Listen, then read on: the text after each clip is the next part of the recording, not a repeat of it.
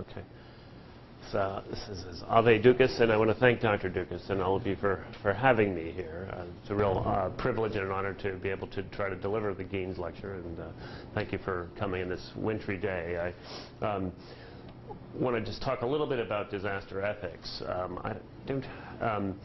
These are different scenes from China, from Armenia, from this, I think, earthquake was in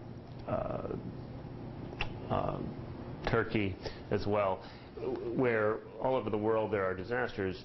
I am by day mostly an injury control researcher. I do a lot of work in the mental health causes and consequences of trauma.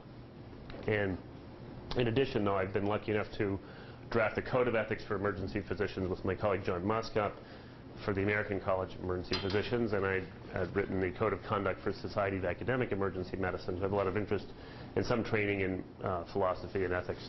Mostly my work, of course, is in applied ethics. I'm not a theoretical person. We're going to talk a little bit about some of the spectrum of moral challenges that befall disaster responders, as well as the public health professionals when you're talking about public health preparedness, disaster preparedness, etc. Talk a little bit about, very little about codes of conduct and principles, and focus mostly on fundamental virtues. This is going to be, as Dr. Dukas before me and Dr. Pellegrino, I'm a bit of a fan of virtue ethics without apology. This has worked well in my training in emergency medicine and in disaster response teams around the world. As you enjoy your lunch, we're going to talk a little bit about disaster ethics, and obviously there's a whole host of different stakeholders in a disaster situation. What I have listed here are the 10 Ps of different candidate stakeholders. I'm primarily, though, going to address these constructs from the perspective of healthcare providers and healthcare workers, not so much managers and policymakers. I do work with ministers of health in a couple different countries, including Iraq. But right now I want to talk mostly about responders. And there's sort of four different flavors of responders, if you will. The professional responder, who may or may not have disaster training. Certainly first responders, those civilians who are not immediately injured after disaster, are usually one agent. And then, of course, semi-professional responders, such as technicians.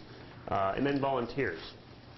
Volunteers were really a big issue for us when I was working with Hurricane Katrina or after the pile in 9/11 in New York City. We had a lot of very well-intended people coming to the pile, coming to ground zero, trying to help, and most of them didn't, frankly. And this whole issue of convergent volunteerism is something we'll talk about a little bit. So the agency spectrum and the disaster spectrum spans from the micro to the macro, and there's both individual and corporate action. We're going to talk a little bit about those two issues. Briefly, any kind of meaningful resolution around a disaster dilemma is going to be determined among both time and place. Not just in addition to who, it very much matters where or when this is occurring. And this may sound like an appeal to relativism. I assure you it isn't. But we have to be realistic in applied ethics as to where we're going and what the population issues are. So an earthquake registering 7.0 on a Richter scale in Islamabad is going to be somewhat different than an earthquake registering 7.0 in Northridge outside of Los Angeles. And the location and the timing certainly impacts standards for safety, standard of care issues, triage, the value of human life itself. Although that sounds counterintuitive, that's exactly something we have to challenge ourselves to think about. There are very legal, political, social, religious, and economic norms in different settings that definitely impact our disaster duties and rights. So whether it's a tsunami in Indonesia or a hurricane in Indiana, whether it's in New York City or in Oklahoma City, there are different valences of moral needs and a sort of a hierarchy of duties and obligations as we understand them. Now I'm just going to present just some candidate ethical dilemmas, so just to get your mind thinking, just so you can start to consider some of these issues. These are asking some questions. I'm not providing answers. Really, this is the most important thing, is to get the questions right, and the answers often follow. But so just at the micro level, sort of the doctor-patient or nurse-patient level, we're going to talk a little bit about some of the possible candidate questions, such as the care of anxious, hypochondriacal, or walking wounded patients who come in very demanding, a lot of anxious folks, really expecting to be evaluated right away. In 9/11, New York City, we saw very few really sick people coming to the ERs of Manhattan. Actually, most of the people coming were more anxious or psychologically wounded than physically wounded. Defining imminently dead or expectant patients is also another challenge at the micro level. We deal with this all the time. At Katrina, for example, when we were in New Orleans, there were people having cardiac arrest, and my colleagues who were trained in emergency medicine, but not so much in disaster medicine, wanted to do CPR, resuscitate these people. Mind you, we had no electricity, no ventilators, nothing to really do with them after we did resuscitate them. So trying to retrain them and say, hey, don't do that. Just palliate and let them die. It's very counterintuitive. You're not trained that way in nursing school or medical school. You have to rethink that in a disaster situation, depending on the context. Very difficult emotionally for people as well as professionally. In Iraq right now, I will tell you, there's a lot of problems with this very issue where we have lots of patients who are indeed brain dead or who come in after a blast, very badly injured, but with hearts too good to die, who continue to beat, that once we put on the ventilator, we have trouble turning off. Even though we have a shortage of ventilators, we have a shortage of resources, the families of these patients threaten bodily harm to the providers in the hospital if they will dare pull the plug on any of these patients. Very different. And it's not, and mind you, over 50 physicians I know have been murdered in Iraq in the last 7 years alone. Almost all physicians I've addressed living in Amman right now, that number is over 200, have had their lives threatened bodily by families in Baghdad or in the surrounding areas for not saving the lives of their loved one. Even when they had 95% body surface area burn or transcranial injury to the brain, that was clearly lethal, families still held them accountable. This is in the absence of ambulance chasing malpractice attorneys, so it's still a real challenge for them. Caring for prisoners and other personnel, non-citizens also create certain challenges, even though you would think, well, they shouldn't, they still frequently do. Not sure what's happening here. Forgive me, I'm not sure I'm frozen. Why? I don't know. Okay, there we go. VIP care, civil servants, leaders, certainly those folks are going to jump the queue in a disaster. Some folks don't like this. They say, well, that doesn't seem egalitarian or fair or anything else. But the fact is, that's the way the world works. And we have to decide how we're going to implement those kinds of VIP treatments in advance of having to do so. It's a real challenge. I know the CDC was challenged recently to discuss this issue. I know Bob Levine at my shop at Yale was involved. And they struggle with this issue because it was counterintuitive. But at the end of the day, we did have to acknowledge that VIPs are going to sometimes have to jump the queue, being that they're responsible for many more lives than just their own. Go to where it says go to slide? No. We'll hit next. Hit next. Tried that too. Another big issue, of course, is maintaining privacy in the face of quarantine or the media's right to know, issues around reporting and media surveillance. Certainly conducting any meaningful kind of research in a disaster setting provokes all sorts of problems. The field of disaster medicine is bereft of most good research, frankly. The methods are usually very weak. The designs are weak. They're non-randomized. They're typically lessons learned kind of reports, not very robust. But there is a need to do research. Unfortunately, it hasn't always panned out to be a priority. I'm not advancing at all for you. No, I don't know why. Let's see. I'm not sure. Okay, we did advance now. Finally, it's just slow. There's duties certainly to contagious patients, but then oftentimes they have to be contaminated patients provide obviously threats to providers and their families. Certainly, threat of pandemic influenza, nuclear fallouts, and other disaster situations pose dangers to self as well as to family members. We worry a lot about folks showing up at work in the throes of an epidemic, and whether they're going to try to protect their families first or come into work as they're obliged to. Certainly, triage is a big issue in any kind of disaster situation. We'll talk a little bit more about that in a few minutes. Then there's sort of this temptation to push the scope of practice and to figure out what is the scope of practice in a disaster. Is it the same as it always is during regular business hours in a well-resourced setting, or how much does that change if you travel from Kentucky over to Asia? Are you supposed to practice the same standard that you practice here in Louisville, or can you practice the standard of care in Uzbekistan? So this is real interesting. A lot of people feel empowered sometimes to do things beyond their scope because nobody else is there. This issue around heroic interventions itself poses many ethical questions and dilemmas. But of course, I mentioned there's role stress, balancing roles as citizens, agents of the state or public health, EMS as well as individual patients creates a lot of challenge. I want to talk a little bit just for a second, pose some of the questions that occur at the meso level, okay, among providers, provider organizations, and among disaster teams. Certainly public health officials may be obliged to assist colleagues, even when doing so may endanger oneself. What if you're not on call? What if you're not working? Are you obliged to come in and help? Certainly role shifts and power struggles. There's lots of trouble with some folks following the incident command system. We've had some disaster drills where some of our surgical team members don't want to take orders from the medical team members, etc. These are familiar battles to anyone who works in emergency medicine. Certainly dealing with absenteeism of both leaders and subordinates can be a legitimate issue. If you have a nuclear accident or if you have some obvious threat to life. And how does that differ in say a war zone, where in Iraq right now, for example, they've lost 45% of their physician workforce, over half of their nursing workforce in the last decade. Are these people abandoning ship? Are they wrong? Are they just morally heinous behavior? Is this they're trying to protect? Most of the people I've interviewed personally have had their lives threatened or their families been kidnapped, or some of their family members have been murdered. I mean, it's very moving, and the stories are not just hypothetical, they're real. And so we might absolve them of any wrongdoing for leaving the country. On the other hand, do they have any obligations? What level of threat constitutes a serious enough threat for them to abscond? These are questions that I don't have answers to, I'm afraid. Optimizing communication is really important in disaster situations, and obviously risk communication is a real ethical issue. What do you tell the media? What do you tell your colleagues? How much level of risk do you disclose? Certainly conflicts of interest often occur between various groups competing for local, state, or government resources.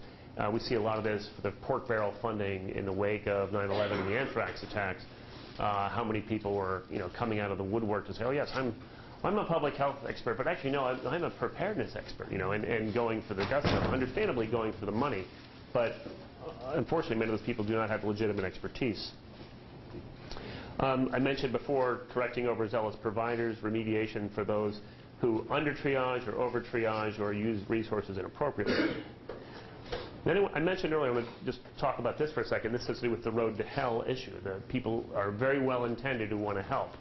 In Dallas, where we had about 10,000 patients from New Orleans in the wake of Katrina coming down to get medical care at the convention center, we had all sorts of great community physicians coming down, invasive cardiologists, nuclear medicine technicians, and people from invasive radiology, etc.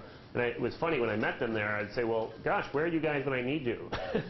I work in an ER, and I thought, well, I can never get a hold of you normally, but now you're coming down to help. And it was great. It was very moving, actually, with so many people volunteering. It was nice.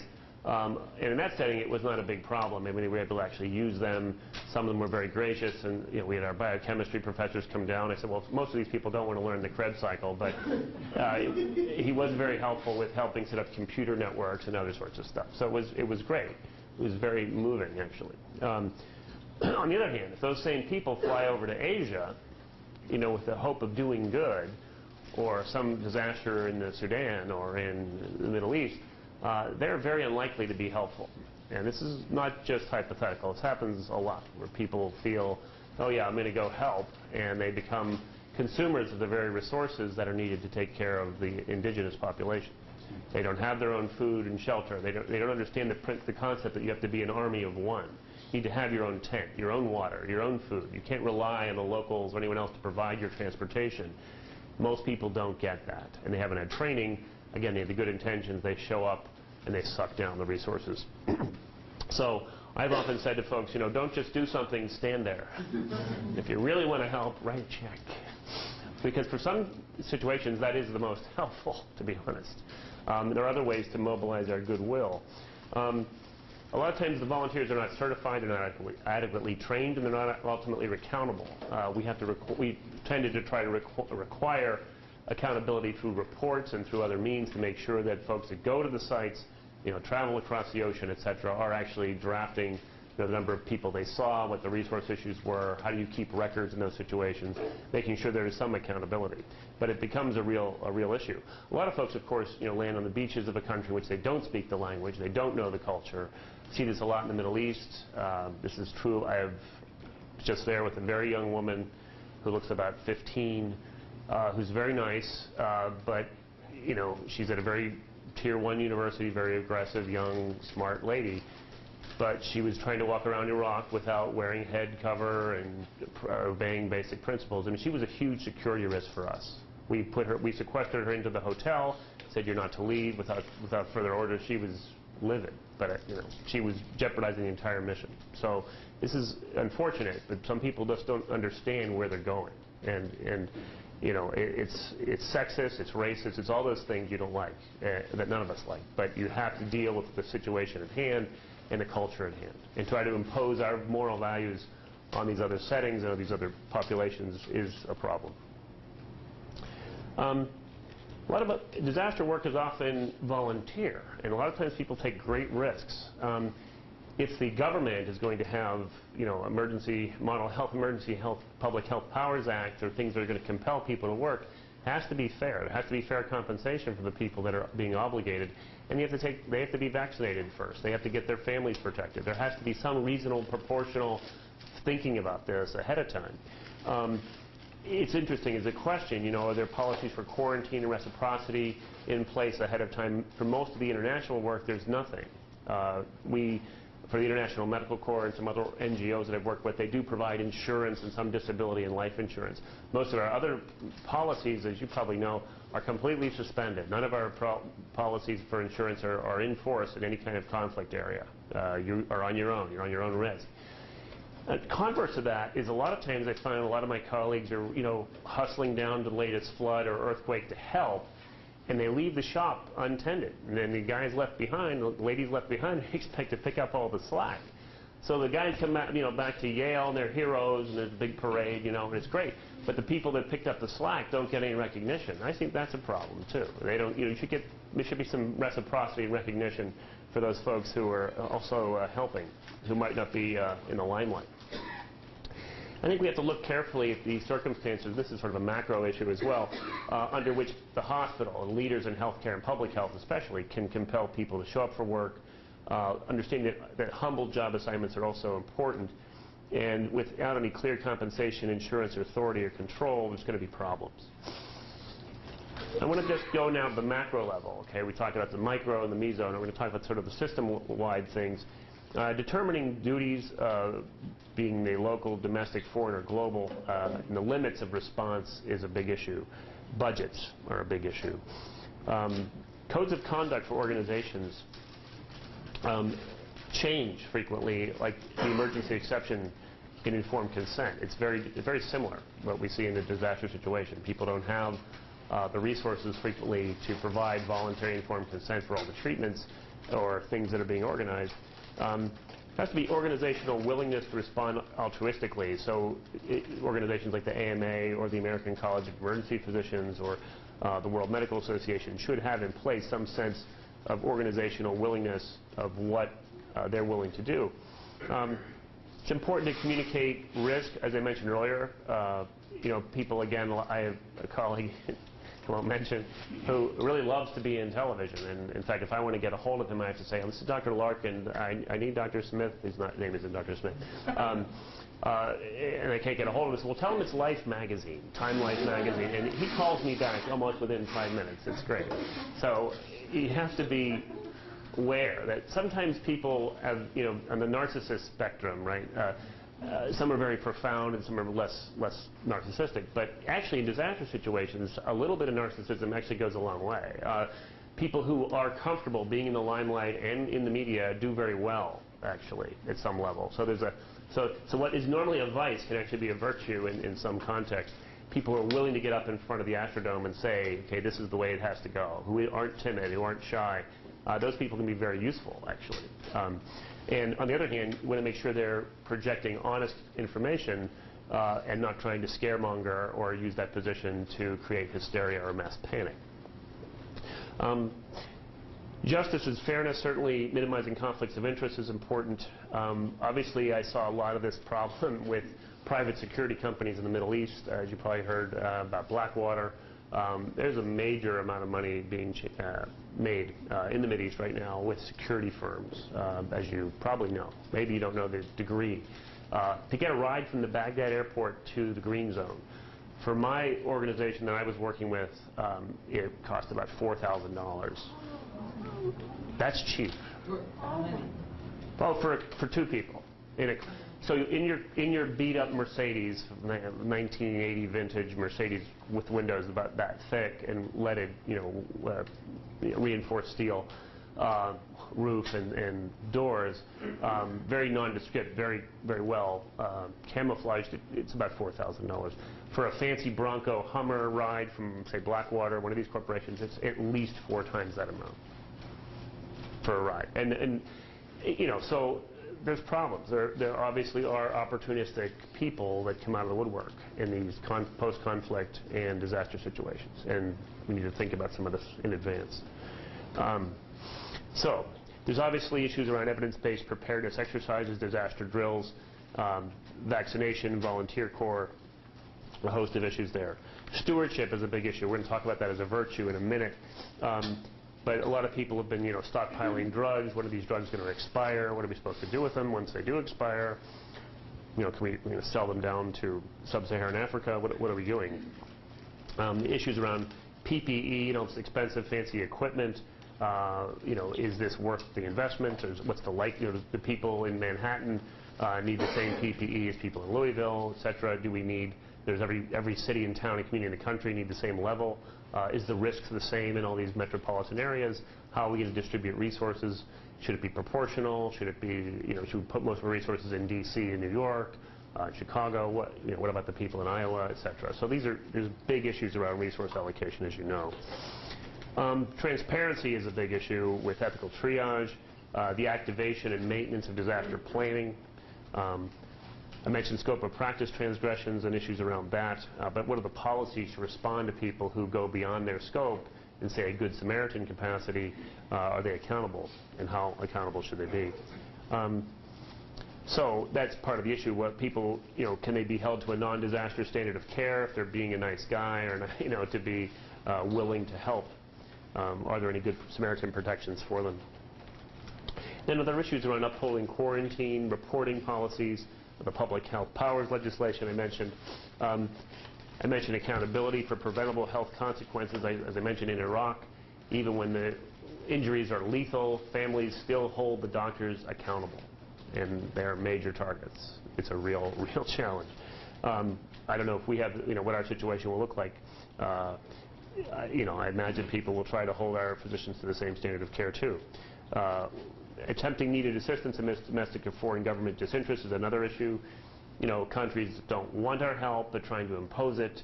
That's always an issue. Certainly we saw that in Indonesia and trying to respond to their tsunami. In Banda Aceh, a lot of people wanted to help. One of our colleagues, Matt Winnie, was on a boat, on a ship, I should say, sorry. And, they saw a patient a day or so. It was a huge boondoggle, in my humble opinion. I told Matt that. But it was an issue. I mean, they saw very few patients for all their desire and ambition and goodwill. It was a waste of capital, a serious waste of capital. That was because they were not allowed to go onto the land itself. And that was a political decision that Indonesia said, we don't want the Americans on our territory. Exactly. So when foreign governments aren't interested in your help, what do you do? So what's our human obligation to respond? And do we have one?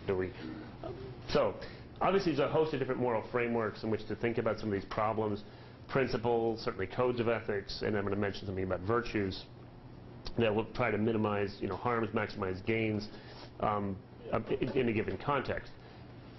I mentioned codes of ethics just for a second. I've had the privilege of being able to write some for emergency medicine.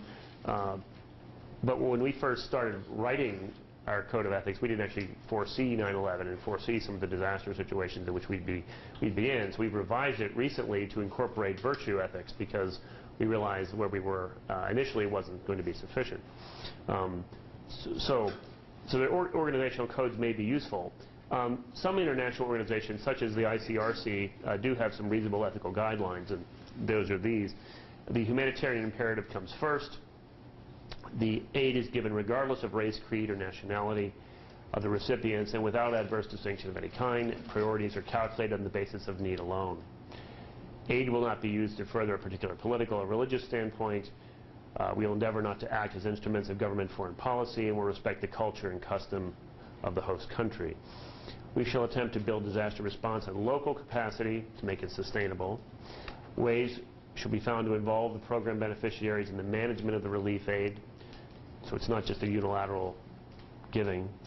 Relief aid must strive to reduce future vulnerability as well as meeting basic needs acutely. So that's part of the issue. A lot of times people come in, they do something in the short term, but it doesn't amount to any sustainable improvement in health care or public health.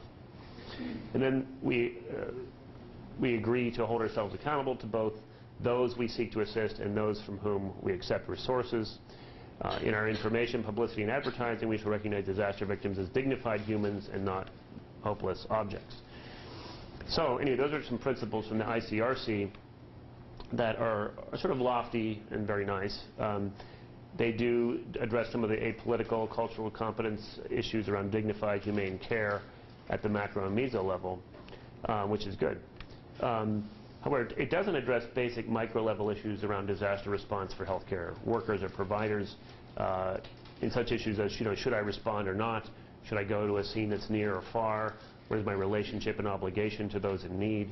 And so, for answers to this sort of stay or go kind of question, we need other kinds of ethical guidance.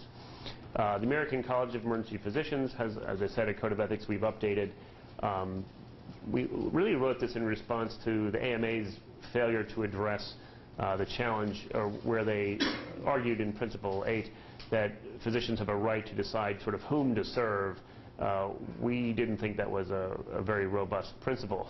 So we thought certainly for what we do 24/7, whoever comes to see us, we're happy to see them. Although there's issue of EMTALA being a bit of a stick now, but it is still part of our basic code of ethics to see everybody, regardless of their ability to pay. Our principles in emergency medicine are to embrace patient welfare as a primary responsibility and responding promptly and expertly without prejudice or partiality to the need for emergency medical care. We extrapolated that to include disaster care, both inside and outside the hospital, since we do manage many of the EMS systems in the country. So anyway, duty to respond also can be thought of certainly in the social contract. I'm not going to discuss John Locke at the moment, but certainly I think the fact that physicians receive a lot of benefits in society, certainly in terms of income, in terms of respect, in terms of position and status, there is clearly a sense of reciprocity. I know it was,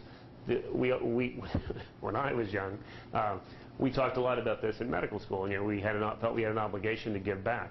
I have to say, I do worry a little bit. A lot of the younger medical students coming to me today say, I want to do emergency medicine because I like the lifestyle.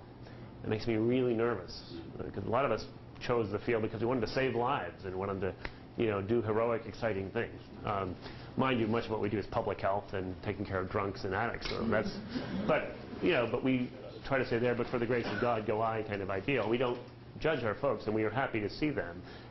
But I am seeing a change in our education infrastructure. I'm a little nervous about it. I don't know what it means, but I am seeing people pick the trade of emergency medicine more than the career of emergency medicine, and this is a concern. I also worry about nursing. Professionalization of nursing, I think, needs to be really rethought a little bit. This is a big issue in Iraq and the Middle East, too. A lot of people don't want to be nurses. It's not as honorable to be a nurse. The notions of Florence Nightingale, etc., the lady with the lamp, are not alive and well. Sort of a demeaning profession in some societies. So I think there's real important things to learn from social contract theory. Certainly duties of care and disasters have to be counterbalanced to duties to future patients, co-workers, and even to self when faced with a particularly dangerous exposure or situation like they face in Iraq, in certain parts of Iraq. Certain parts of Iraq in the Kurdistan area in the north, it's pretty safe. Despite the recent explosion in Kirkuk, most of the Kurdistan area has excellent EMS, nursing, pre-hospital, and in-hospital facilities. In Baghdad, it's very different. It's much, much worse. And they don't have any pre-hospital system or EMS system. Nobody wants to respond to any explosions. Nobody wants to go and become a secondary casualty, understandably. We have money from the State Department to develop their EMS system, but we're trying to pull teeth, trying to find volunteers. Not easy. There are some noble, heroic young men and women who are willing to help and do this job. How are we going to reward them? How are we going to pay them? How are we going to protect them? These are big issues. There certainly is no duty to disaster martyrdom. That's really important. Even when you're a Good Samaritan, you should think about being part of an organized response. Teams themselves have a clear duty to keep their members safe, as well as to disaster patients, regardless of religion, gender, etc. I'm going to propose virtue as an idea, as an ideal, if you will. And we're going to focus on the notion that disaster in particular, and I'd say emergency medicine in general, having written on this theme, is a bit like a bit of a battlefield at times. And so the sort of ancient Greek notions or Homeric notions, I should say, of arete and the battlefield of the Trojan War apply very well to conflict and disaster situations.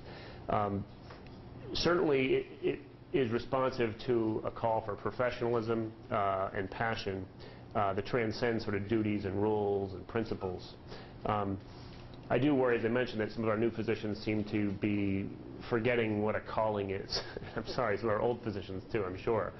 But the telos, or end of the practice, the excellence of the practice, seems to be much more informed by virtues as a better ideal or starting point than sort of obligations and duties and rules and the stick, if you will.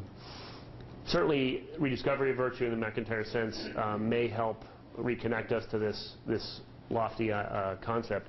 But I like virtues because they do seem to transcend the particulars of the situation, whether it's Asia, whether it's Africa, whether it's North America. It focuses more on who you are being in the context as a provider. I forget, some sort of prosaic speaker once was talking about, well, too often we're acting like human doings and not human beings. And I know it does sound a bit silly in some ways, but actually it's if you think about it, it's really important.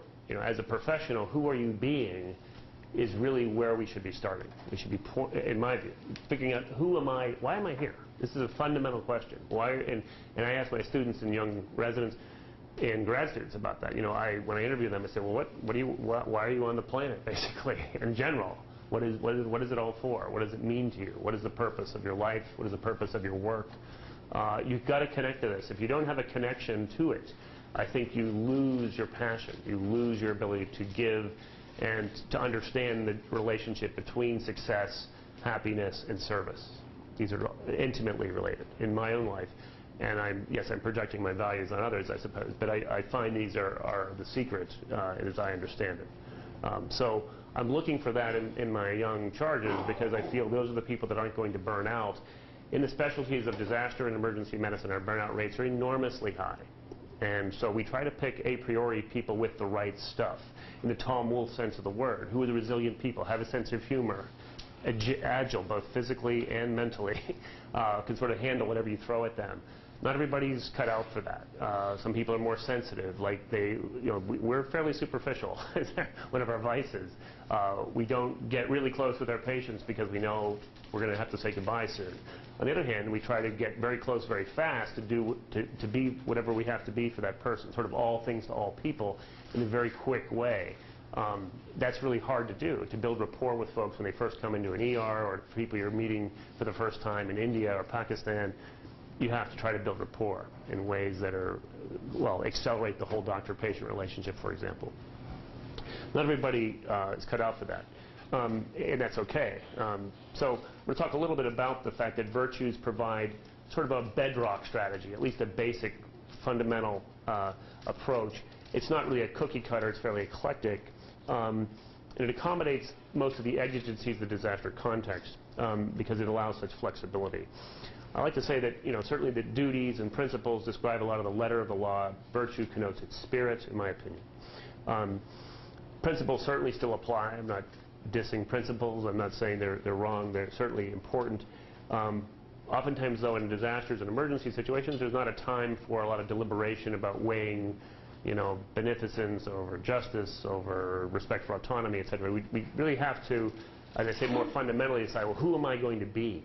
And then the right action flows from that, almost imperceptibly, without worrying about, okay, well, this, what about this, what about that? You don't have time for the calculus. You've got to just move. And if we fundamentally train and drill and choose the providers with the virtues and model that, we usually are in a better position. So certainly virtues can help cross-pollinate. I like to say ethically laden clinical duties derived from the social contract, as I mentioned earlier. At some level, virtue theory is a little more immune to the contingencies inherent in principalism and utilitarianism in codes of ethics. Certainly it's an old and timeless ethic. Many fans over the years, including people like Pellegrino, Dukas, and Larkin. So I wanted to assert that virtue is an essential element, without apology, to the practice of disaster medicine. And I want to say that there's an ideal way in which emergency and disaster healthcare professionals should strive to be.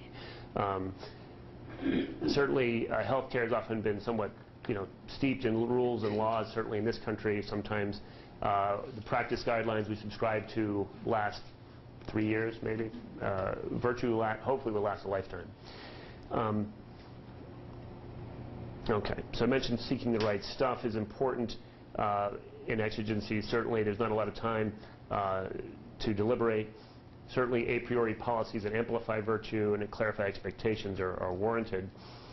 Certainly, preparedness training exercises can include opportunities for character and team building that can help provide guidance to optimal and ethical distribution of the scarce medical resources inherent in a disaster context.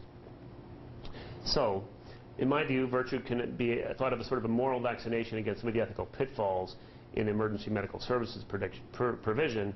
And as I mentioned, it's more of a model of being in the quest for professional excellence as opposed to just doing. And it's a dynamic solution. It's good for patients, professionals, regardless of context. So let's go into some of the cardinal virtues, I would call them, for disaster preparedness response. Prudence, courage, justice, stewardship, vigilance, resilience, charity, and communication. Certainly prudence, defined by the Greek as phronesis or practical wisdom, sort of doing the right thing in the right place, in the right amount, the right way, at the right time, is inherent in that. Certainly important in disaster medicine where uncertainty is rampant. It connotes, Dante referred to phronesis as something beautiful as a rose exudes its own scent. It certainly is important as a prerequisite of all other ethical decisions. And certainly is important in disaster triage especially. Courage is another important principle, and this gets to this whole issue of whether physicians and nurses stay around to respond to SARS or pan flu, or whether they run away. Do we leave Chernobyl? Do we stay around? How do we think about this? Certainly, it would be silly, to rush right in with no gloves on and put in a central line an HIV-positive patient or a patient with Ebola virus. It would be just foolhardy and stupid. On the other hand, to run away from it would be cowardice. Explain the photo. I'm sorry, this is a photo of a penalty kick of soccer players. I don't know if you watch soccer a lot. I have 2 teenage boys that play soccer, so this is what that's for. So it'd be foolhardy. So it'd be foolhardy to go like this. But this is, but they're still getting in front of the ball. So, so it's a balance, right? It's an Aristotelian balance between, foolhardiness and cowardice, as Aristotle put it. So that's what that's for. There's a picture of Florence Nightingale in the Crimean War, and certainly for putting aside our own fear and trying to treat psychologically agitated, even criminal or terrorist patients. This is another thing that happens a lot. Is we'll see different, the Shia, the Sunni, the Kurds, people having to somehow work out together who they're going to take care of is a real challenge. Sometimes people do impose their view of who's worthy of treatment in acute care and disaster settings. When the floods, the levees broke basically in New Orleans, and a lot of the criminals, unfortunately, were running amok and shooting, with live bullets, my colleagues at Charity Hospital. This is a big issue. They were, how are they supposed to handle this? They're trying to, protect the pharmacy and, use the morphine to palliate some of the people that were dying. Obviously, people were going after drugs, etc. But, the doctors were just and nurses were targets. This is a real challenge.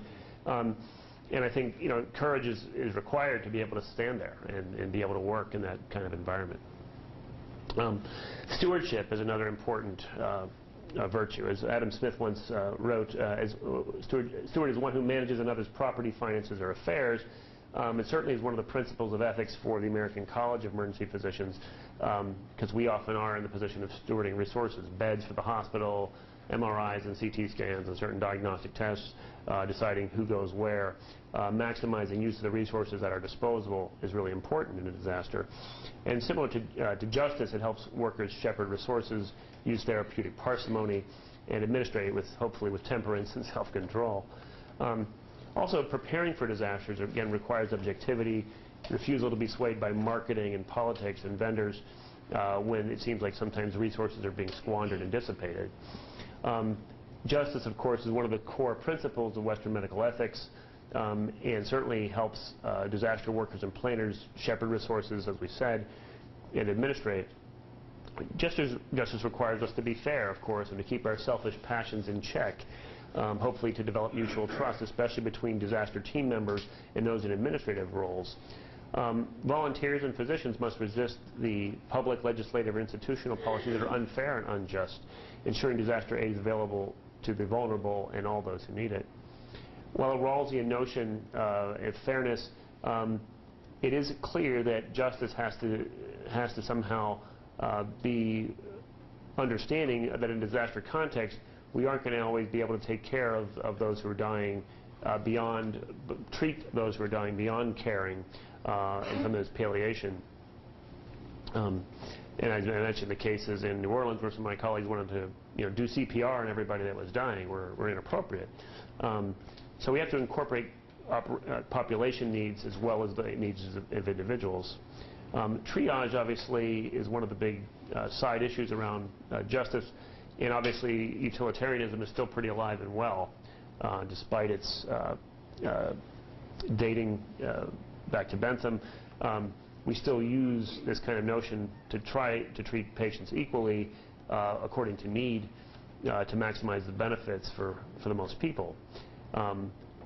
Certainly, the principles of utility and equality suggest that one person's survival is no greater than another. However, we do in fact save the president or minister of health or ministry, people in power first if they are responsible for the lives of more people. Obviously, it's difficult to determine which patients are salvageable in a disaster environment. So triage can be very challenging because a person who may be salvageable at 12 o'clock may no longer be salvageable at 1 o'clock, and so you change priorities. Or perhaps you'll have new resources coming to the site or the scene that will allow you to take care of more people. It's not wrong that patients who contribute more may be prioritized, but it still creates conflicts ethically. So while there are certainly limits to utilitarian thinking, however, certainly while it may maximizing benefits for a majority may make sense in a democracy, minority concerns can be easily marginalized, and certainly the disabled can be easily marginalized in the schema, and this creates huge problems for us ethically. Certainly some goods are more worthy than others. There's a story of Churchill being asked by his ministers in World War II whether they should use vital water supplies needed for human life in London should be diverted to put out a big fire at St. Paul's. And Churchill, without thinking or without missing a beat, apparently said, of course you should put out the fire at St. Paul's. If we lose a few people, we'll lose a few people. If we lose St. Paul's, we'll lose the war. That was his leadership perspective. Now, was he wrong? Was he right? I don't know. But he was convinced of his he was sort of a surgeon. He was often wrong, but never in doubt. I can say that in the surgery department. So I think, these are some interesting trade-offs that are made. And are they right? It seems, that's a real problem. Certainly St. Paul's is a beautiful church, but, if I were living in London at the time, I'm sure I would have felt differently. Certainly in wartime and conflict, heads of state may deserve and need special VIP treatment despite their minority status. Healthcare workers in the front line certainly may also need treatment ahead of others to make sure they're protected. And it's only fair if they're going to be putting their lives at stake. They should get a prophylaxis preference and vaccination preference. But they should also be compensated fairly for taking those risks. I mentioned there are problems with utilitarianism related to the disabled and chronically ill. Certainly two persons may be saved with the same resources, or a disabled person who consumes a disproportionate share of resources may lead to them being marginalized, and that's neither fair nor just. So there are problems with utility and the principles of utilitarianism. Certainly, at the operational level, advanced preparation, policy, character, virtues, and codes of ethics can provide perhaps more guidance than utilitarianism. So coming back to the virtues, having just discussed sort of justice and stewardship a little bit, because that's really important in disaster context, triage, etc. We're going to talk a little bit about vigilance. Vigilance, of course, here's a picture on the right of Argus being slain. Vigilance 24/7, defining an essential virtue to emergency medicine and disaster preparedness and response. In few other venues besides disasters are physicians called upon to be ready, willing, and able to assist patients, paramedics, and other colleagues immediately, competently, and compassionately. And certainly disaster care, like emergency care, is often provided in non-traditional work hours. So often the demands are unpredictable, uncontrollable, and evolve over time, and are rarely just defined by one individual patient's needs and illnesses. Expectations of excellence demand participation in exercises so that no matter what the illness, no matter what the crisis, some emergency or disaster responder should be available to provide assistance. So in a lot of our principles and writings, we talk about being ever ready, Argus-eyed, responsive healthcare workers as guardians against epidemics and multiple casualty events. While this sounds lofty in principle, hopefully our emergency response system will work when it's called upon in pan flu. In the other virtue, it's really important to emergency care and disaster care, is resilience. This is an emotional issue, really. Are people who are taking care of folks who are dying that they have to pronounce dead going to be immobilized by the emotional trauma of that, especially if it's a small child? In my work, and I worked on Thanksgiving Day, I pronounced 3 people dead in about 90 minutes. And then I had to talk to the families one after another. And then I had to go to some little kid who had some pee from his Thanksgiving plate in his nose and make him laugh. So I was pretending it was Donald Duck. And I tried to make him sneeze there. And he did. And he sneezed out the pee, and I made him laugh, and his family was laughing. So I had to be able to go from crying with families, touching their arm, and appropriately saying, I'm so sorry. At least your great uncle spent the last minutes of his life with his loving family, and that was really lucky for him in a way. And trying to be positive, but also being empathetic to going to a little kid, making the kid laugh, and getting the foreign body out of his nose. So you have to be very resilient. In a disaster, you see a lot of horrible things. People, the chief at Stanford is a friend of mine. His conclusion after seeing some of the horrible trauma that are perpetrated, men against men, is very, very short in 2 words: people suck, unquote. And I really don't believe that, but I think there are issues where you just have to be convinced that there's real problems here, and you have to be maybe not bulletproof, but you have to let certain things slide off your back like a duck, lets raindrops. So resilience is really important. I wanted to mention, certainly a lot of providers get post-traumatic stress disorder. I have a colleague from Siberia who I met working with in Iraq, and she had worked in Rwanda and Burundi and had witnessed lots of the genocide there, and we talked a lot about that. And she's, this is 15 years ago or so or more, and she's still having, post-traumatic thoughts about all this stuff that she had shouldered. Now, she's still highly functional, but, trying to decide if you're going to be good in a disaster situation, you have to have some of that stuff worked out ahead of time. Because it's not the time to have flashbacks and to have intrusive thoughts immobilize you.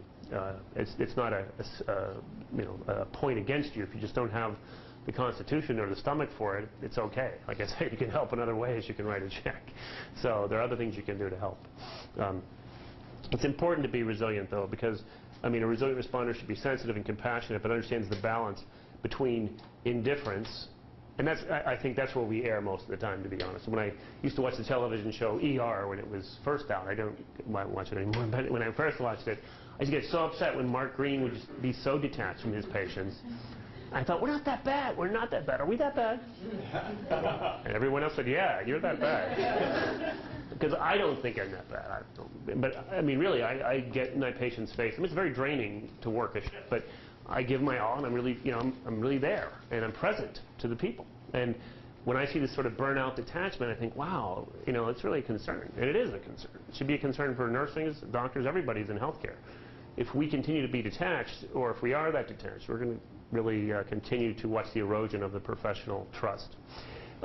So the same thing in a disaster. If you're apathetic and indifferent, that's the extreme of one end. On the other hand, if you over-identify with the victim or the patient, you can become immobilized that way. So again, it's this golden mean between those two. It's important. These are just, Tom Dooley was a physician at Notre Dame well before I was a student there. He had died as a young man, actually, and he'd opened a bunch of hospitals in Cambodia and Vietnam back in the 50s, and certainly was a good guy as far as we know, though some argue he may have been a CIA operative at one point. But certainly, I think a lot of us were influenced by great models of charity that brought us to the portals of nursing school or medical school. Charity is important. It's certainly beyond sort of non-maleficence and just avoiding harm and just doing good. It's not an obligation by any means, but it certainly is a virtue to have in a context such as a disaster. Most of the people who respond to disasters, I will say, are volunteers. They're not people from Blackwater. They're people who are generously giving of their time. And that's a real joy for me when I get to work with people from Médecins Sans Frontières or other groups. They're really, really great human beings. So it's a real privilege. But being charitable isn't being sort of a megalomaniac. You have to be willing to be a team player. You're part of a team. You're responding, not just you as an individual trying to save the world. Rainier Maria Rilke wrote a nice poem, I think, it describes what I think we would like to mean by charity. Certainly for one human being to love another human being, that is perhaps the most difficult task that has been entrusted to us, the ultimate task. The final test and proof, the work for which all our other work is merely preparation. So I'd say charity is certainly a pinnacle of virtue. Lastly, I want to talk about communication. I mentioned Churchill earlier. He was a great communicator, however many other vices he may have had. This is was a bust of Homer, and this is the ruins of Troy in what is now Turkey. Communication, good communication has really four key characteristics: empathy, shared power and control, self-disclosure, ventilation, and confirmation. These are written by experts in communication. And certainly these are important in disaster teamwork, because a disaster, as I mentioned, is a team sport. It's not just you as a superstar. You have to have a group of people working out the logistics, working out the issues on the ground, with public health concerns, the supply issues, security issues, etc. I mentioned empathy is the first component of communication, being able to see the world from the other person's point of view, being consciously aware of the moods, the feelings, and agenda of other people as an active listener. Empathy certainly helps professionals build relationships with one another and with patients. And an almost universally desired goal of successful disaster medicine team relationships ease the tensions among team members and thwart conflict. So the team has to be functioning as a unit. It's really important. Shared power and control also is really critical. Certainly in life and death situations, oftentimes, unfortunately, healthcare professionals believe they require total control, and sometimes we see the turf battles between, the incident command officer in charge, and then the persons who are called to come in think, well, I'm the surgeon, I'm the captain of the ship, it's my operating room, boom, boom, boom, or I'm the emergency physician, I'm in charge here. These battles happen all the time, and then for a public health official to say, well, no, actually, I am the boss, and they're not used to that, and maybe they've never been the boss of all these prima donnas. It can be really tough. So incident command structure is really important, and health professionals have to depend on one another to function optimally. So sharing control is really important, and understanding interdependence more than independence is critical. Self-disclosure is the other component, another third component of good communication. It helps foster your understanding with your teammates. You can share your own feelings and frustrations, disclosing your own feelings of comfort and trust so you can help each other cope. Confirmation is how we communicate our acknowledgement and acceptance of each other. Certainly this is important to acknowledge each other, what you're doing well, not just to criticize, but to be positive and help people feel that they're legitimately doing worthwhile work, to confirm their efforts.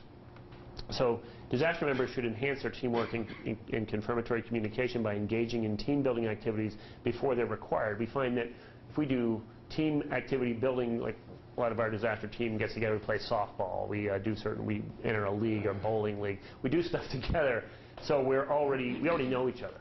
So when we're called upon as a DMAT to go from Connecticut down to Texas or Connecticut to somewhere else, we know our vices and virtues ahead of time.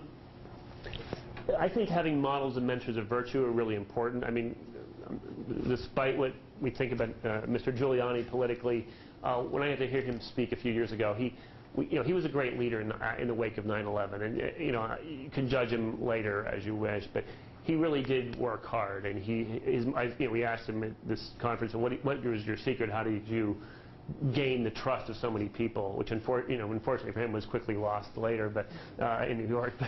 But at the time, he was a great leader. I mean, he said, well, what I did was I attended every funeral. That was his. I let people know I cared.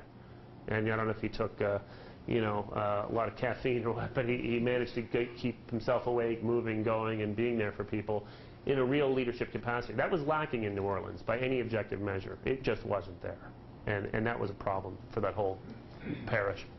To the left is my childhood hero. Anyone know who he is? Thank you. I'm glad. I grew up in Pittsburgh, Pennsylvania, and so he was always, and still is my hero, as he died December 31st, 1972, trying to give aid to earthquake victims in Managua, Nicaragua. His plane of supplies and medical supplies, etc., had crashed shortly after takeoff from San Juan. And I try to tell my own children about who this great guy is, and I hate to say I don't see as many models like him in modern sports. So I think it's important for all of us to have these models in our head, be they from healthcare or outside of healthcare. I mean, models of virtue that we can emulate. I don't want to pretend that virtue is the pure antidote. President Lincoln once said, "It's been my experience folks who have no vices have very few virtues." So that made me feel pretty good. I'm the patron saying, do as I say, not as I do. No, I'm kidding. I think Solzhenitsyn, who died earlier this year, who interestingly, have you heard, is in Moscow, the street named after him is being contested by some communists. It's called Big Communist Street, is being renamed Alexander Solzhenitsyn Avenue by the president of Russia. Just this week, actually, is a big controversy over there, and they put up the Solzhenitsyn Street signs, and these communists are tearing it down, and it's really interesting. Anyway, he was an interesting intellectual by most accounts, and he wrote, "It was only when I lay there on rotting prison straw I sensed within myself the first stirrings of good. Gradually it was disclosed to me that the line separating good and evil passes not through states, nor between classes, nor between political parties either, but right through every human heart." So anyway, given many pitfalls and challenges in disaster setting, persons with strong moral character must be recruited to be the leaders who can model and grow virtue in other team members. It's important that we have leaders who can inspire individual traits, the prudence, the justice, the self-effacement, the compassion, and the resilience required. Both responders and adult learners in preparedness exercises can learn better to adopt virtues when real-life models are present. I mentioned this principle of interdependence and not independence as critical. think we need to do more research in this area. As I mentioned, most disaster research has been a litany of lessons learned in the aftermath of different problems. It's not been prospective. It's not been randomized. It hasn't been well designed. There's been a lot of funding for preparedness exercises in some cases, but most of the evaluation components have not been funded, in my experience. Well, I won't get into that. There's some really bad stories to tell you about large amounts of money that were spent on big disaster exercises where the evaluation components were not supported. Anyway, so I think we need more work in screening for the virtues that we want in our providers. And certainly we can do some of this with simulation, with OSCEs and simulation type of exercises. I mentioned emergency risk communication is really important with patients, peers, and the media. And certainly with simulation laboratories, these skills can be evaluated objectively. I think future work needs to use the mass media, responders, opinion leaders, and stakeholders to establish realistic and transparent triage and resource protocols that ethically weigh long-term goals as well as short-term liberty and health interests of citizens. Anyway, thank you, and I'll take any questions or comments.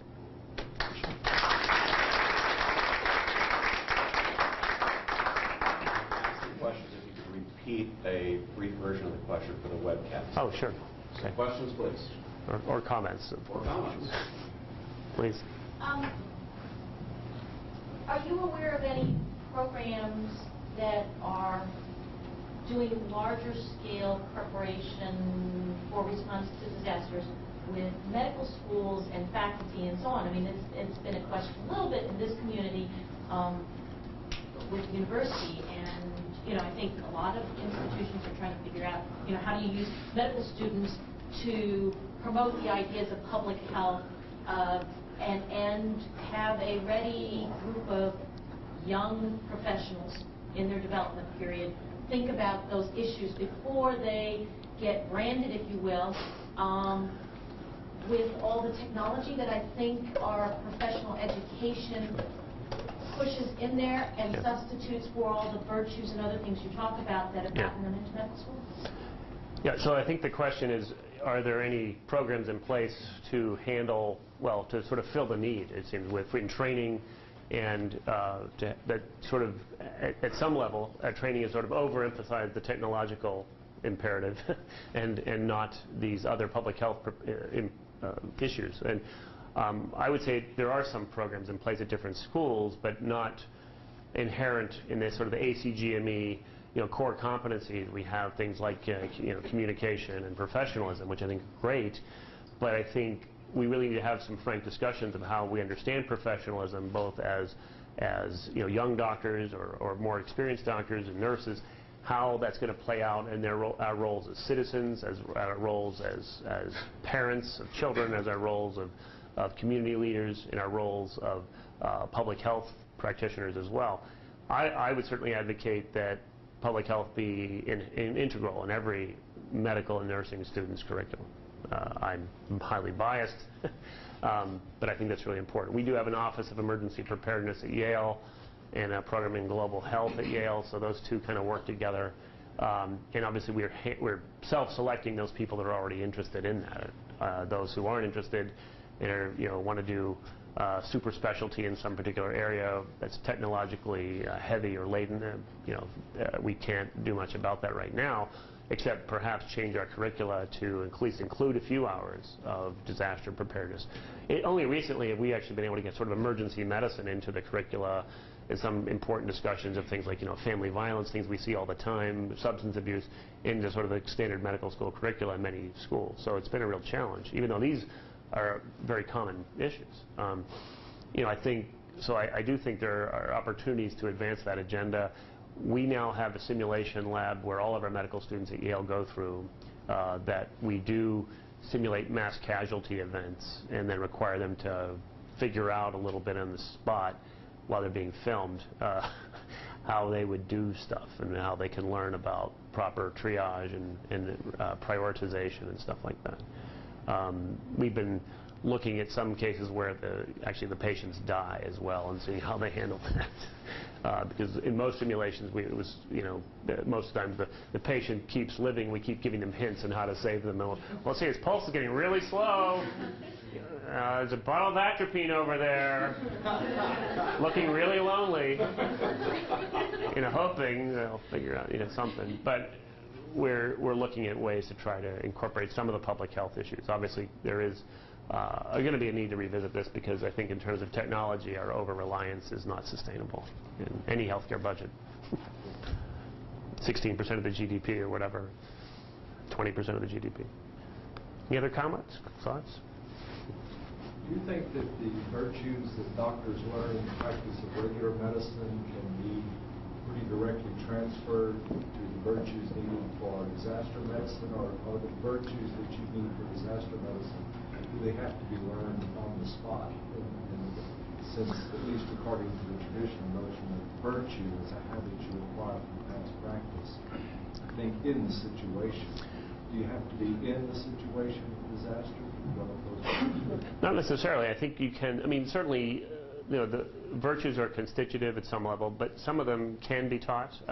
There are going to be self-selecting individuals, typically, who resonate more strongly with these kinds of activities. So, again, the nurse or doctor who really relishes long-term relationships with patients over years is not going to necessarily be the right choice for emergency and disaster care, where the relationships are fairly quick and even superficial.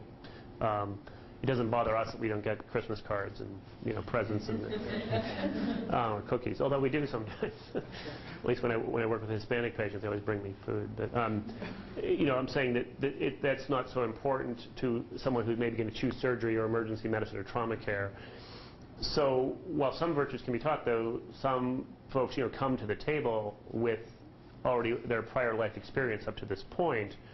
And whether you use Kohlberg, whatever moral framework of development, some people are more empathetic than others. And hopefully we are picking at the front door of medical school, nursing school, and public health practice people who are empathetic and altruistic and humanistic, and I'm hoping. But I also acknowledge we haven't been very good about that.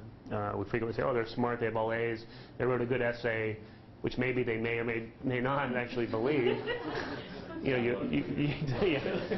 and Googled, medical school application. Very clever. We know they're clever, but are they genuine? Are they authentic? This is tough. And so I do think you have to do some selection at the front door. You can rely on some education. You can teach people how to be more resilient, for example. It's critical to emergency nursing and emergency medicine. Absolutely critical. And you can learn certain skills, on how to handle the shift work. So how many hours you can work in a disaster, that's a big issue in terms of burnout. How many hours can you physically stay working with patients? This is a huge issue that we saw a lot in even Katrina. People working 20 hours at a time and not sleeping. They wanted to do more, and you'd say, you should take them off the ship, and you go lay down in that corner. And, here's some earplugs in a visor for your eyes. But you have to, some people don't know how to titrate know their own limits, etc. And so I think you can teach people skills to be more resilient, more agile, and you can enrich those virtues. But if they're coming to the front door with their own life history that might include, a deprived childhood or abusive childhood, or they have PTSD before from some other life event, they may not do well. And we saw this with 9/11, especially with the cleanup workers at the Ground Zero site. We have police, firefighters, EMS workers. They did great, most of them. And the folks who are in food service, construction, water, sewage, they did very badly. They did not do well. They had a lot of PTSD, cleaning up stuff, finding notebooks, finding handbags, finding arms and fingers and things. They were not ready for that, and that was really hard. Those people went on to have, a lot of PTSD and other issues around the cleanup site.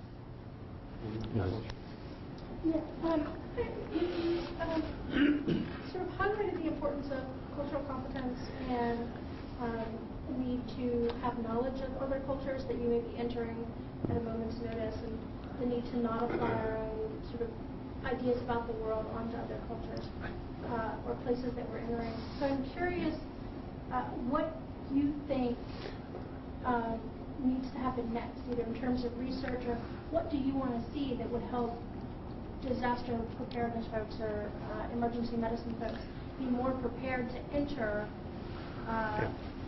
So I think what you're asking is what are the kinds of things we can do now, Right. so we have a workforce that's ready, not just willing, but able to responsibly show up at a disaster site, be it in Asia, Africa, the Middle East, etc. That's a great question, and it's actually really, really important, because there's a lot we can do. It's not just sort of taking a class on world religions or something. But it actually is important that we pick people to go who are really interested in that culture, in that place, in those people. Well, not name names, but working over in Iraq right now, we have some great people from our government there, and we have some people that I don't know what they're doing there. They have no cultural competence. And I guess I mentioned an example of a young lady who, she's ambitious and she's smart and she's clever, a straight-A student, blah, blah, blah. No reason. She has her whole career ahead of her, in my opinion. So I don't think, we are not being careful. And at a time we must be more careful, because these are ambassadors of not just our country, but of our profession. And so I think it's really important you pick the best people to go that you possibly can who fit that bill, not just because they're interested or that's the other issue. You could say, well, okay, we got to pick our good people who are smart and competent and knowledgeable, but they also have to be interested in others in a way that's genuine and authentic, not just like I'm sort of rock star. Well, I did a tsunami, I did Katrina, I did 9/11, man. A lot of people are disaster junkies, and that's a problem. So, there's my lighter. No. So, but that is a real issue too. There's people volunteering just because they're just really love to do it, and so you have to really look at that seriously. I guess that's my question. If you had, if there was a room of us and they're MDs and RNs and they all raise their hand because there's been a tremendous earthquake in Uzbekistan, and they say we're ready to go, we're all tanked up and ready to roll. What would you do to screen as to who would be the most appropriate versus those who may not want to get on the jet? Sure. No, I would. In the short term, sort of conduct like you for school. You sort of ask, write your top 3 reasons for wanting to go, and what I do, in consistent with what I was just talking about, is I list your top 3 virtues, your top 3 vices, and ask me how those inform your ability to perform in this situation that you think. And typically the clever person will say, well, I have these 3 vices, but they can also be turned around and be used as virtues in this situation. For example, I'm an insomniac, and I have a lot of energy, and I have adult attention deficit disorder. That's great. That's a good thing for this kind of situation. So that's what I would do. And I ask my students that all the time. I say, what are your top 3 virtues and vices? And I say, and don't just take it from your own internal dialogue. Ask your parents, ask your family, ask your friends, and don't hold them accountable. Don't get angry with them. Get some feedback from these folks, and because really there's so many things in the house of medicine and nursing and public health that you can choose. If you're a little, sort of Myers-Briggs kind of thing, are you the introvert, all those judging, fencing, all that stuff. You can do that too, actually. But so if a person is really highly introverted, it still might be a great person to support the effort, but they might not be best dealing with, with the open chest wound. They might be better dealing with the administrative aspects. So everybody can maybe have a role, but again, for those that don't maybe have the right stuff, they can do other things. Like write a check. Please. I'm a second year of medicine, and coincidentally the day we learned about cholera was the day I read about Zimbabwe and everything going on. And I guess, how do you deal with the frustration of when the problem is so simple that if we could get the fluids and support these people through it, so we know all that it's exact, but it becomes so complex because of corrupt governments and et cetera, et cetera. How do you deal with when we're not enough without resources, So you're asking a really good question also. So how do you deal with a situation that's really eminently treatable from our Western standards and resources, but the local will, the political will, maybe isn't going to be sufficient to handle it right then and there. And it's fairly low-hanging fruit were it to happen in North America, let's say. But, when you have Robert Mugabe saying, there's no problem, what problem? And the political issues are huge. And that's why I recommend, you're in school, you need to learn at the micro level, the doctor-patient stuff, and get that down, the science and the art of being a doctor, being a physician, taking care of patients. That's critical. That is job one. However, don't forget you have another responsibility at the meso level to deal with organizational issues within the profession, and then at the macro level in terms of public health, the government, the politics of our country and others, to participate, not just to vote, but to actually give a voice. You'll get more traction from a letter to the editor in probably the New York Times than you will from a paper in JAMA, frankly. More people will quote it or see it or read it. So don't forget that that's frequently more important at the population level than anything you're going to do as a doctor taking care of individual patients. So that's what, I got converted into public health basically realizing it's a numbers game. That I can take care of, 50 patients a day and maybe impact over the course of a year, a couple thousand people. But if I can work in government, which I had the privilege of doing when I lived in the UK, 6, 7, 8 years ago, we do our policies that impacted, millions of people. And that was very gratifying for me. So you have to understand the politics are absolutely huge. And you can't do much acutely to fix them. It takes a sustained effort. The Sudan, huge issue right now, Darfur. We have fooled ourselves, frankly, into thinking we're helping over there by sending stuff. That stuff isn't getting anywhere near the people that need it. We know, most of us who work with people who on the ground there know it's not getting where it's needed. So making ourselves feel good about, sending stuff, is one thing, but actually doing what's most effective is sometimes another. So, you can't hold yourself too accountable, but don't forget that frustration and use that to motivate yourself to stay involved in the organizations at the meso and macro level that can help change policy, and that's really, really important. That's why public health is so important. Yes? Speaking of professional organizations, I'd like to talk a little bit more about that. In that, it's always a wonderment to me how professional organizations decide and take stands on issues. Should we support this or that? And they never seem to actually, survey the population. membership. Yeah. So you're asking professional organizations and their role in deciding what are priorities, what are policy issues, and how, in fact, the membership may not actually participate. It may not be. It's not a democracy. That depends from organization to organization. Certainly, though, you have. My office mate is the president of the American Public, or was the president of the American Public Health Association, Linda DeGuda. So I can, she does get to make some small decisions, but it's fairly clear there's a structure there. At the American College of Emergency Physicians, we have a council, and we have a board of directors, and there's a, it's sort of like elected representatives at some level. But you're right, it's not a democracy. I'm not sure it should be a democracy. To be honest with you, it's the people that are most engaged in the conversation that probably should be making most of the decisions. Hopefully they are the opinion leaders and thought leaders that are representative. But if there is a minority group that's not being heard, or that's their responsibility to try to get on that board or try to get more people signed up to their perspective at some level, I do think it's very hard to do business that's a true, authentic democracy. Certainly in terms of preparedness and disaster planning, we could do a lot better job of that, and I think we should. But in terms of response, where you actually have to respond in an acute situation, you obviously can't make it a democratic process. It's very difficult to do that. I have been, frankly, very disappointed with my professional organizations when Virginia Tech happened, for example. It seemed pretty obvious, some of the issues in mental health and firearms access seemed clear to me that we should have put out a big statement.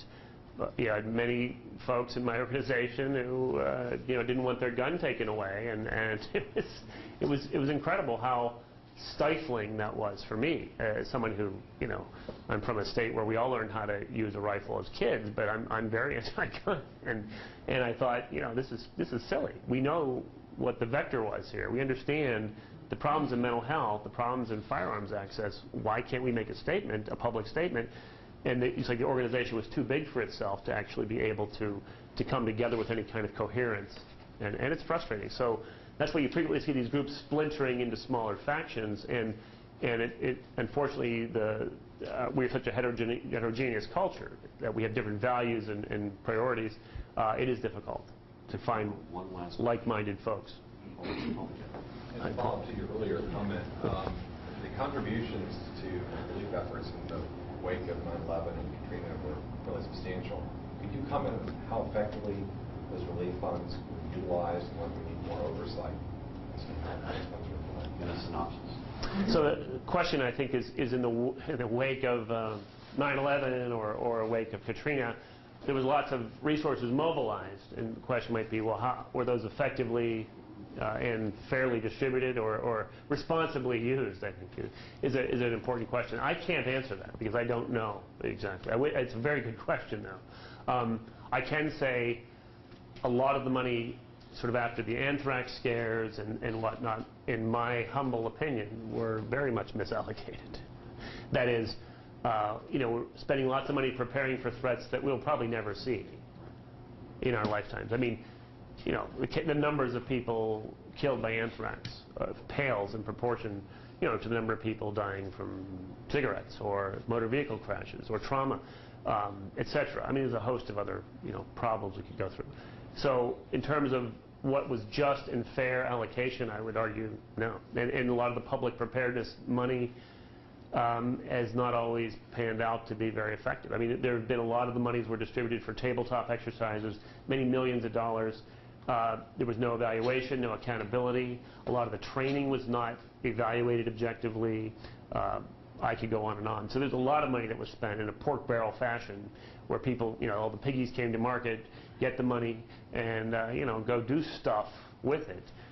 But I think we have very little accountability or very little to show for a lot of those exercises. Now, in Katrina, did some of the money get used well? Yeah, I think some of it did. I think some of the local responses in New Orleans, but also in Louisiana, Texas, and other states, I think probably was used pretty responsibly. Some of the work in disaster and mental health was allocated, though. Post 9/11 New York City, I saw a lot of money go to different foundations, and I'm telling you, there wasn't much accountability. And a lot of the money was distributed. They did stuff. They were happy that they served X number of people, but didn't actually see if their service translated into meaningful outcome that mattered. That was one of my issues. It was no responsible evaluation of a lot of them. So I would say that's a black box, unfortunately. We've come to the close of our time. I want to thank you, Dr. Larkin. Thank you.